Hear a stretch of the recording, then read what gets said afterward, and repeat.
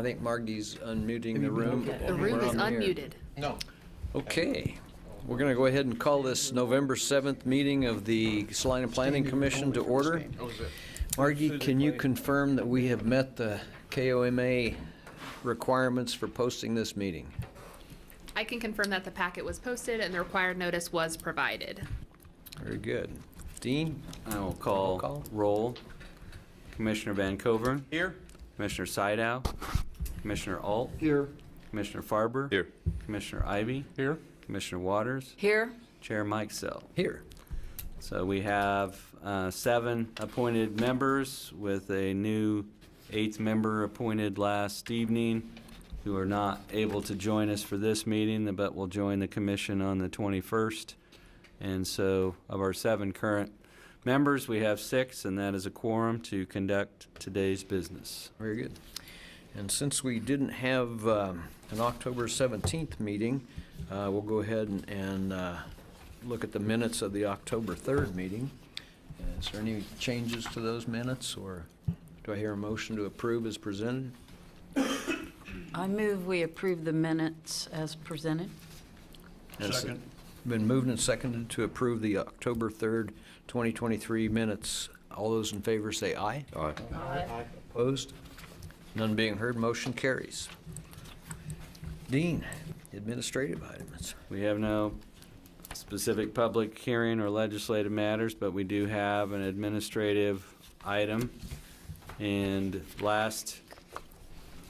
earlier this year, you looked at the 2023 capital improvement program. They've gotten an earlier start on it this year, so coming to you in November is a review of the major capital projects proposed in the 2024 capital improvement program. And the Planning Commission's role is to look at those projects and offer comments and recommendations as to how you see those relating to the comprehensive plan. And so because the city does have a comprehensive plan and the Planning Commission is considered to be the custodian of those plans, then it is your role to review major transportation, utility, and public facility projects to determine whether you think they're consistent with the comprehensive plan. So there was a list of 23 public facility projects that were reviewed by you in January earlier this year, and that plan was adopted by the City Commission on February 6, 2023. And some of the projects that you reviewed that were in that plan included the relocation, the new relocated fire station at Crawford and Markley Road that you also saw as a zoning application and plat. There's a new building being constructed over at the General Services campus to house the new sanitation Packer truck fleet. And there were ongoing water line replacement plans and hike and bike path extensions. And so I was going to review on the screen here the major projects that are proposed in 2024. These are ongoing projects that the city undertakes portions of every year. And so we have a lot of aging water lines in the city. Some are plugged up, some are of cast iron construction and quite old. And so the water distribution system, there's a plan to go in and try to replace a number of those water lines each year. And it is noted there it's going to take 50 years to replace all of the cast iron stock we have in the city with PVC lines to replace, and most of those are in the older established part of the city. So if you want to keep going, Dustin. So if you could go back, Dustin, to so we have street surface improvements. I think Mr. Stack can report, but it looks to me like the amount of money allocated to street surface improvements has increased each year over the past 3 to 4 years, and is now up to $3.7 million for resurfacing existing streets within the community. And then we have a annual segments of trail improvements that are done. There's $50,000 allocated to build out various trail segments that we have on our trails plan. And the note here is that completion of all those segments is anticipated by 2025 as the current rate goes. We also have money that's set aside for various park improvements. I think you saw recently the City Commission approved a plan to remove what was formerly a swimming pool, later a skating rink in Oakdale Park. That's a concrete ring that's there in the park that will be removed and returned to grass. That's an example of some of the parks master plan improvements. And then there's ongoing activity of constructing additional landfill cells to keep up with the ongoing need for capacity in the landfill. And then if we look at new projects, there's a plan for which the city obtained a KDOT grant, and that plan is to construct a bicycle pedestrian path along the south side of Magnolia from Highland over to South Ohio. So that would go in front of South High, Jerry Ivy Park, and over to Highland opposite the mall. And then there is a plan to complete the remaining segment of Cedar Ridge Drive, which is formerly known as Cloud Street. And so if you go down Marymount Road, you turn into Cedar Ridge Drive, which has curb and gutter and a fairly new surface, till you get to the east end where there's less thick pavement and no curb and gutter. So that is a project to finish out that remaining piece over from Valley View over to Markley Road. And then there's a plan in place to construct, I guess I would describe it as a road diet, and that would involve narrowing the driving surface on East Crawford and adding an 8-foot bicycle pedestrian path on the north side of Iron from Delaware up to Marymount Road. And then one of the bigger projects that relates to what I discussed, which is the plan to fill in that area with development between Menards and Centennial Road.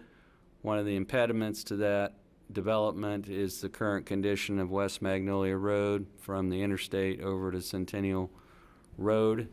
There's been several attempts to obtain grant funding or KDOT funding for that. This shows it as being a local project, and it's planned for the 2024 capital improvement plan. And then there's a plan to do a facility audit of all the city's facilities to look at ways that energy savings could be gained. And so that would be looking at a large number of city-owned facilities to look at their energy usage. And so this is just a summary of the total cost. I think the 2023 capital improvement plan was somewhere in the neighborhood of 10 or $11 million, and this is $24 million, so this is a lot more ambitious. Some of it is coming from KDOT funds and other sources and from enterprise funds, but some of that, the $7 million there, is anticipated savings from energy efficiency. So we do have Mr. Stack here, the city engineer, who is heavily involved in all the transportation projects, including the Magnolia Road Trail, the plans for East Iron, and where we are on West Magnolia.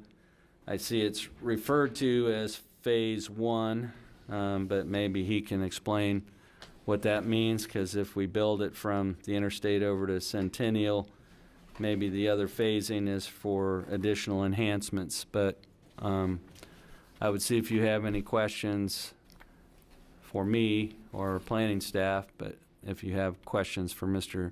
Stack about some of the transportation projects, then we'll have him address the commission.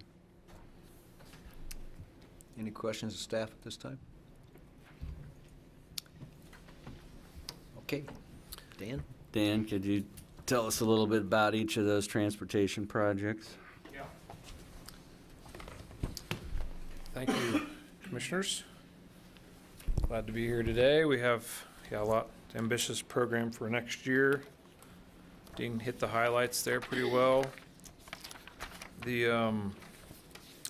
Just a few, being city engineer, I get to kind of be part of a lot of different projects. So the transportation ones are the ones we work on the most, but we kind of know enough to be dangerous about the rest of them as well. So the water line projects have been a challenge for the city just because our contracting community has dwindled over the years. We've lost some good utility contractors, and so to be quite frank on the water line improvements, it's just been hard to keep that program going quickly. So at least they're kind of acknowledging that $2 million a year is about the maximum we can do, really just based on the amount of, kind of the capacity of our system and our workers and our city staff that have to, tie into the lines when they make a new line, and the amount of work we have going on. So it's just more of a, I know if you've probably been here a while, you've seen the $4 million number thrown around there for a while, and it would have been nice if we could have kept up with that, but it was pretty tough to do. And so realizing there's just kind of a $2 million is about the amount we can spend. Street surfacing, luckily we have been able to keep up with $3.7 million worth of work there. Plus with our federal fund exchange and our gas tax dollars, that you'll basically see a lot of street work around town. So that's been very good for, I think, keeping our community up to speed on our roadways. Now so people think, well, some of those roads are not in that bad a shape. That's the hope. That's the hope. But I hope you're saying sometimes that you're not driving on potholes and what in the world are we doing with this road? So most of the time you're trying to keep the roads from going into that far of disrepair. So you kind of try to keep, they always say, keep your good roads good, or, you've got a Fram oil filter. You pay me now or you pay me later if you buy a cheap oil filter. So it's kind of that whole process of, if you fund $5 million a year, your community hopefully is looking pretty good, and you don't have to fund it at 2 and then have to spend 10 or 20 down the road. So that's the idea there. Hike and bike trails, we've been able to do, kind of try to do a segment a year. The Magnolia Road project is a large corridor there from, like Dean said, from Highland over to Ohio. And that one has kind of a box culvert extension, and so the $50,000 didn't go very far on that. Luckily, we got a KDOT grant for that, and that is scheduled for next year to be completed. So it's almost about a mile's worth. So we'll get quite a bit on that one. We kind of sprinkle in 10-foot trails when we can on different, Markley Road is an example. Last year we were able to finish that off. There was a development there, and they paid for a portion of it. So a lot of times that $50,000 is used to partner or cooperate with another project somewhere. So that's what that $50,000 kind of placeholder is. Now the context of that, I didn't realize the 2025 idea is still in there. That was kind of the context was for our levee system. We were hoping to spend this much a year and get our levee system completed. So that's an area we've done most of our levee trail. It has surfacing on it. It has some kind of lime screening surfacing. So if you do get out on the trails, you've probably seen that. There's really not a lot more we can do with it unless we cross a couple or 3 or 4 railroad tracks. So that makes it really hard to or tough to. There is our route there. That's pretty good. So you can kind of see.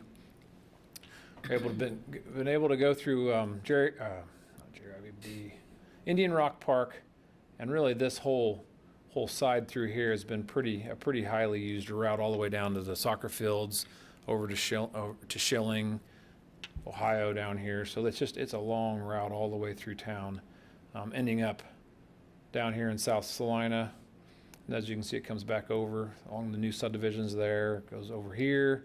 We'll have this connected here before too long, hopefully next year. So you'll see quite a bit of our kind of our sidewalk system with our trail system as well. So the trail system to the north of town is kind of through here. This has been completed. Over here, though, we start running into quite a few railroad tracks, and we just cannot. It's tough to get a new railroad crossing permitted anywhere on any kind of railroad. So typically, you're supposed to swap one out. You take one, you remove one, then they might give you another one. So that's kind of the way that works. So we have to try to either use existing crossings or try to figure out a way to, people at this point, you just get off your bike, you walk over the tracks and you go. That's the way it's been working. So practically speaking, that's probably where we're at on that. So I don't know if 2025 is a fair to say, yeah, we'll have all this completed, but at least we've got the majority of it. And that's kind of the context of that line item in there. Park improvements, that's been an ambitious improvement project, the 3 projects this year for concrete improvements in our park. So we've been a little bit a part of that program with Jeff Hammond and his group, and they talked a lot about it yesterday at the City Commission. So he's done two study sessions on that, just kind of outlining the next few years of parks projects, and a lot of it's been parking, and we've just been parking, sidewalks, of course the turf projects they've done, the lighting projects, a lot of facility improvements there, as well as just basic upkeep, bathrooms, handball or pickleball courts, tennis courts. Just all the different parks have had lots of improvements the last few years. So that's been an ambitious program. Landfill cell number 6. About every 4 to 5 years, we have to open a new cell. And so the last one was in 2019. So we've got a large master plan, and we still have over 100 years of life there, but we have to keep moving around and building the landfill cells. Let's see, Cedar Ridge. Yeah, we've actually bid Cedar Ridge Drive this year. We have a bidder and a contractor who should start early next year on Cedar Ridge Drive. So you'll see some work there. You'll see a lot of work there just with the Cedar Ridge development, Cedar Point development. There's quite a bit of housing going on in that area as well, filling in kind of around Grand Prairie and golf course, and actually both golf courses there. East Iron Curb and Gutter definitely is. We're looking at a road diet to try to get a little wider trail on that north side, kind of to match what we've done through almost through downtown or close to downtown, west of Ohio, trying to match that east of Ohio as well. The road is in marginal shape, so it's something we need to get on next year. It'll probably be similar to Country Club as well. With Country Club, we didn't just blow away the whole road. We kind of utilized a hybrid approach where we put curbs on the sides, or shrunk it in, put curbs on the side, or a trail on one side, and then utilize the existing pavement that was there, and then did the repairs, and then put a nice asphalt surface at the end. So we feel like that's probably what we're going to do there as well, even though we'd rather concrete the whole thing and just do it, a 30 or 40 year concrete job. It's pretty tough to close down a road like that in the heart of the community. So we'll have to figure out another better way to do it. And it'll still be painful, but hopefully we'll be more phased, keep access to all the businesses and all the properties that are in there. It's something that we kind of have to do. So that's the kind of the context of that project. I guess lastly, to talk what Dean talked about with West Magnolia, we've broken that out into 2 or 3 3 phases, because we've got a railroad crossing there that's a long permitting process. We've got a bridge culvert out there, so building a bridge is usually, pretty long process, 6 month to a year process, as well as the Menards development there, Salina destination development. Once that gets going, we're going to try to put a roundabout in that area. So it could be our first roundabout. That's just our proposed. So yeah, here we go. Thank you, Dustin. The destination development project is in this area down here. There's Ag Credit, the Fairfield, I think it's Fairfield, is that right? Fairfield, and then Menards. So really the first phase is just from the interstate down into this area, just try to get this intersection improved, which is really where the majority of the development is occurring right now. And then as we are able, KDOT, we've either got cost share funds or economic development funds with KDOT, or they've got some funds that we've talked with them about for the rest of this corridor. So this is a bridge here that would have to take quite a bit of work to construct. We've got a massive ditch on this north side as the historians know around here, this takes a lot of South Salina's water and runs it west over to this dry creek from Central Mall and anything coming south of Waterwell. I mean, it's a massive amount of water that actually comes through this area. So this is a pretty important ditch to maintain, and it's huge box culverts, huge waterway features. So expensive and not something that can be done by next year. So that's why it's kind of phased in over time. Lastly would be this crossing here. There's a bridge over there as well, plus a railroad crossing. So those permitting takes minimum 2 years just to get something permitted with the railroad, it seems like, about this time anyway. So Will that still look like 2 lanes then?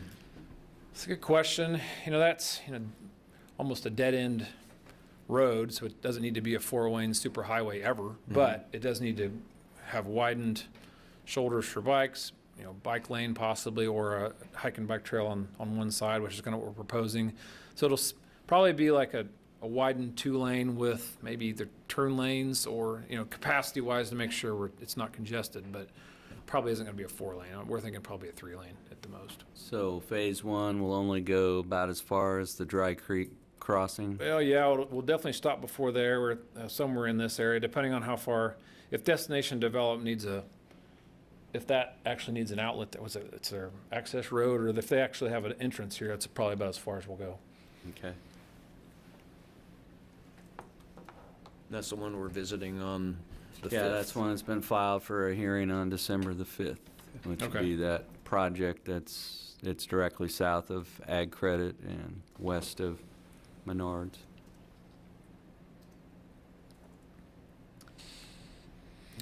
If you look in here further, 2024 to 28 CIP, you'll see some other pretty large projects with East Magnolia being on that list. So East Magnolia has been a large kind of gap for us for a long time. It's a very narrow bridge. Bridge is in great shape from the perspective of a bridge guy. It's strong. It's been around a while and it's still holding up well. We have a lot of bridges that aren't near as good as that bridge, but it is just really narrow. Doesn't meet the requirements for buffer zones when a car is driving it. You don't drive real fast over that road when people are coming at you because it's tight. So, and you don't want to ride your bike over it without riding really fast. So it is what it is. So that's an old bridge that's been around a long time, but this is the next corridor that really connects East Salina with kind of the East Crawford area, Markley area, South Salina with East Salina. So that's been recognized by our commissioners as a real area of focus. And so that's looked at, it looks like 2025 in here right now. So we'll have to start designing that next year. So do you think, Dan, that there will be a nice way to get from say you were on the levee and you wanted to get up to Markley by either bike or running, would there be a nice way to do that? That is the plan. Yep, we will definitely have a connection. We've got the hike and bike trail on the south side of Magnolia all the way out to that area. So we would probably continue that east all the way and have either a widened bridge or separate bridge or whatever we need to do to make that work. Yep, all the way over to there, and then we'll connect it up to this trail right there. Cool. So yeah, it'll be our first kind of big loop system around, really connecting the whole community. I feel like it gets us to the east and the north sides, even with the different bike lanes that we have. Kind of the bike, kind of incorporating it all. But this is the biggest. I don't want to say the biggest. The West Magnolia and the East Magnolia are the two kind of areas where just really hard on a non-vehicle. If bikes and walkers don't have a real good chance to get out to those areas. It's a real challenge going across that bridge. Mm-hmm. Sure. If anybody lived through the last 2012 or 13 East Magnolia improvements, it was a long commute. If you lived out here or tried to go that way, driving all the way to the north. So we feel like we'll have to figure out a way. That's going to be our challenge to our consultants or whoever designs this, to keep the bridge in service and allow traffic, but also build a new bridge on the north or south side. And then we'll have, a lot of times you build another bridge and you connect the two, or you build one bridge, demolish the other one, connect the two. There's lots of ways to do that, but I feel like we're not really thrilled about closing that down for a year and trying to build a new bridge. It's not a good idea. Yeah. Any further questions, Mr. Stack? On the iron Yep. bridge, so you're proposing a roadway and then a separate bike trail on the side of it? On East Iron? Yeah. Yeah, if you look at kind of west of Ohio, we've got an 8-foot hike and bike trail on the north side of that road. We have bike lanes out on that road as well, so it's really we have both on West Iron. So I would think on East Iron we'll have that as well. We can't really fit the 8-foot hike and bike trail on the north side without doing some narrowing and some kind of shifting maybe of the road a little bit, shifting of the curbs to make that work. We have enough room for a hike and bike trail as well as on-street bike lanes. We have enough room for all of that. I think I prefer the hike and bike trails over the Bike bike lanes. lanes. Right. But Yeah, if you they're can do it, it's nicer. right. Bike riders like that too. Yeah. They do. Our commission likes that as well. We haven't had as much support on sharrows and really marking bike lane. It's a lot of money and a lot of upkeep for those, but the more hike and bike off-street trails we can put in, the better. So that's what we are definitely focusing on that when we can. Any other questions of Mr. Stack? Dan, thank you. Thank you. Thanks.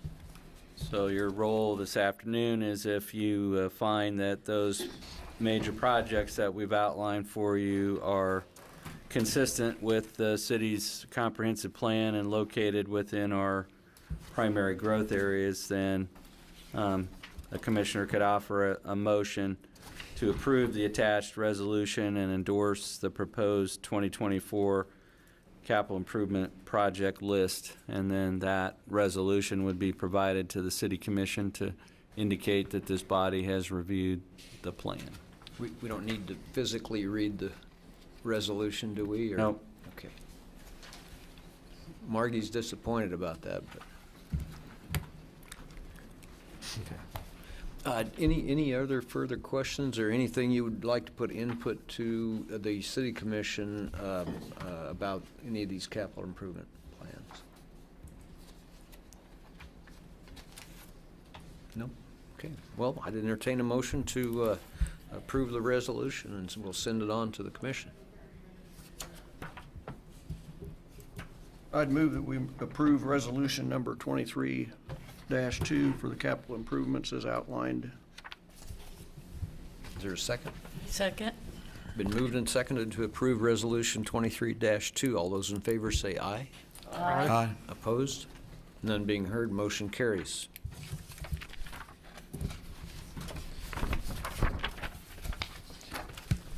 So we do not have any preliminary discussion items for you this evening. We have three things, one of which we would want to get your feedback on for the 21st. On the 21st, we have two agenda items. One is a downtown bar or club proposed in the former Ad Astra bookstore on Santa Fe. And then we have some more discussion about options for group daycare homes and providing additional opportunities there. We've also scheduled a study session to talk about our landscaping regulations and our current plant list, and we've done it both ways. We have had, when we've talked about landscaping, we've had it as a item that's a study session, but that follows your regular agenda. And then we've also had it as a study session that we would schedule like at 2:30 or 3 o'clock ahead of the regular meeting. So we would see what your preference is. Like I said, if one option that we've used before is that we would take your regular agenda items and then transition into the landscaping discussion after that, or we could set time for a study session ahead of the regular 4 o'clock meeting. Dean, do you think that this study session might involve contractors from the community offering input? We would be intending to invite all of the current landscape and nursery people who have some thoughts and input about our current plant list and the fact that our plant list was developed when we went to a zero-scaping model in 2006, when we had all the drought conditions in Salina, and they've noted to us that some of the varieties that we encourage aren't necessarily available, and that some new varieties have come in to use that we don't include on our list, so they'd like to have some discussion of those things, and then we would just give you an overview of like a typical site and how the landscape regulations apply to that, so if there's any input about those. For me, this kind of seems like a hot button issue sometimes for the developers and landscapers. I would probably prefer to do that in a public meeting, you know, where people will have different access ways to that. They could come in on Zoom or what have you, and then also you know, just interested parties that have availability to the meeting, but that might also make it kind of a long meeting as well. So it's up to you guys, whatever you. Yeah. So we Now, we just had this specific example from 24/7 that came up. Is that what we would be discussing as well? well, we would basically what we would do is that we would essentially do a mock site plan or something. We would have that on the screen, and then we would just that would illustrate how our current written regulations apply into a real world situation. So then you can just see in a graphic form how the current regulations are applied. It's a little difficult when all you're getting is something in a staff report or on a drawing, but I think where we could do better is to say, if you take this section of the landscaping regulations and you apply it to a vacant commercial lot, this is how it applies. And then that way you can see it from an illustrated sense and just have a better understanding of that, and then we can get feedback on that. But some of that was simply a debate about what is a front yard, and that's not necessarily in the code. Some of that is just subjective. So If we're trying to get input from the community, would this, or from the contractors, would this be better scheduled not the week of Thanksgiving? Good point. I mean, are we going to give them enough time to? well, it's been moved before, and it normally we would do it in October or earlier on, because that's the time of year when people are updating or replacing landscaping. They're doing it in September or October.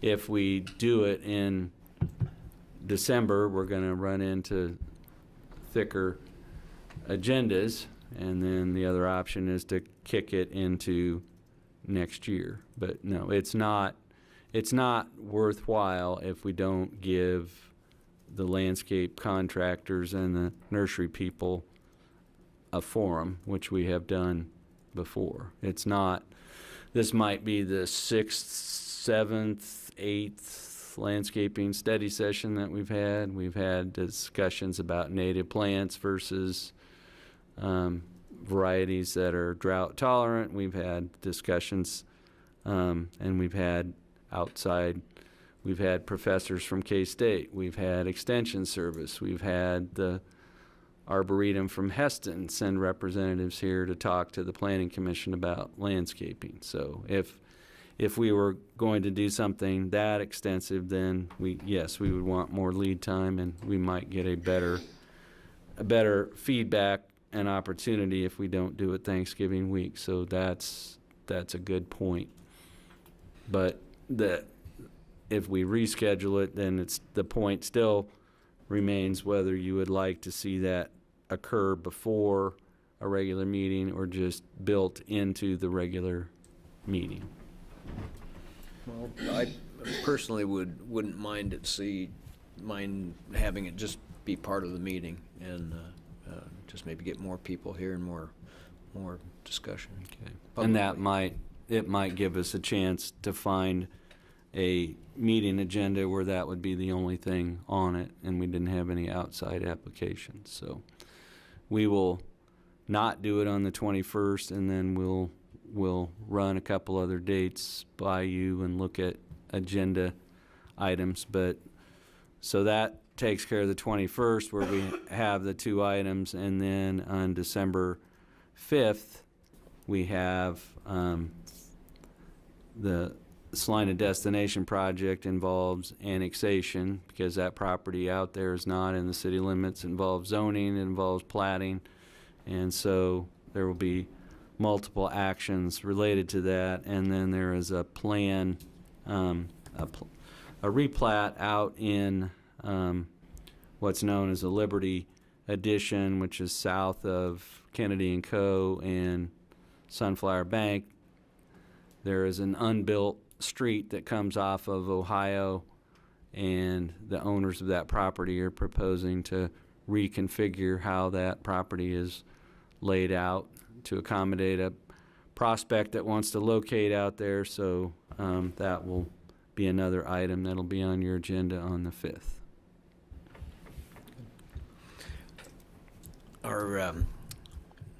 Is that it for other business then? Yes, that's all I had for other business. Dustin, do we have anybody online for the public forum? And I don't see we have anyone in the audience. We do not have anyone online or in the room for a public forum. I'd like to bring up one possible idea in the public forum part. I wonder if the rest of the commissioners have had, I've been lucky enough to be behind the scenes and be in your department and see the plats, the drawings, and that kind of stuff, how they're stored, why you need to keep them for future reference. I know we look at a lot of drawings and stuff, but I wonder if that would be an interest to any of the commissioners to actually go see that and see what happens in the planning department.